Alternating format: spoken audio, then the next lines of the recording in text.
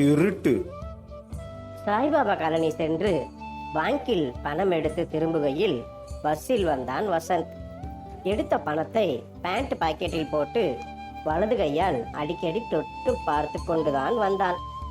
இருந்தது சுளையாய் 3000. இறங்க வேண்டிய இடத்தில் திரும்பி பார்க்கையில் பின்புற வழி கூட்டம் இருக்க முன்புற வழியாய் இறங்கினான். 2 கல்லூரி வயது பெண்கள். இவன் அவர்களோடு சேர்ந்து இறங்க பின்புறம் இருந்தும் இவனோடு சேர்ந்தே ஒருவன் இறங்கினான், பேண்டை இடித்து கொண்டு. அப்போதுதான் பஸ்ஸின் கைப்பிடியை பிடிக்க பேண்டிலிருந்து கையை எடுத்து கம்பியை பிடித்தான். ஐயோ போச்சே, மொத்தமும் போச்சே. அலறவில்லை. மெதுவாய் இறங்கினவன் அந்த 2 பெண்களிடமும் நெருங்கி பேச்சு கொடுத்தான். உங்களுக்கு சினிமாவில் நடிக்க வாய்ப்பு தந்தா நடிப்பீங்களா? கண்கள் மிளிர அவர்கள் அவனை பார்க்க, அதோ போறானே அவன் என் பணத்தை உங்களோடு பஸ்ஸில் இருந்து இறங்கும் போது பிக் பாக்கெட் அடிச்சிட்டான். அது வெறும் 3000 பிஸ்கோத்து பணம். எங்க ப்ரொடியூசரை பார்க்கத்தான் போறேன். உங்க 2 பேருக்கும் நல்ல சான்ஸ் ஏற்பாடு பண்ணட்டுமா? அந்த 3000 திருடினவனை பிடிக்க உதவினா நான் உங்களுக்கு உதவுகிறேன் என்றான். அவன் நினைப்பு வீணாகவில்லை. அவர்கள் 3 கூட்டுக்களவாணிகள்.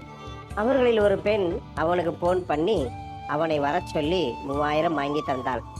இவன் ஒரு நம்பரை கொடுத்து 3 சேர்ந்து முடிவெடுத்து ப்ரொடியூசருக்கு இங்கே நடந்த விஷயம் சொல்லி போன் பண்ணுங்க, நானும் அப்படியே சொல்றேன், அப்போ அவருக்கு குழப்பம் வராது, எப்போ வர சொல்றாரோ வாங்க, இதுதான் அவர் நம்பர் என்று தந்து 3000 திரும்ப பெற்றுக்கொண்டு நகர்ந்தான்.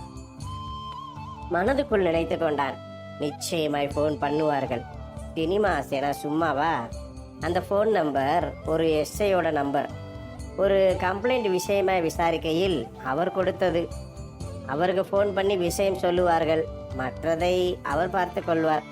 பணத்தோடு விரைந்தான் வீட்டுக்கு.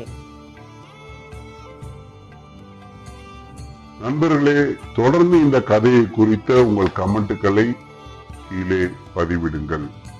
தொடர்ந்து இது போன்ற கதைகளையும் கேட்பதற்கு நம் தமிழ் நம்பர் 1 ஸ்டோரிஸ் சேனலை சப்ஸ்கிரைப் செய்ய மறக்காதீர்கள் நண்பர்களே. வணக்கம்.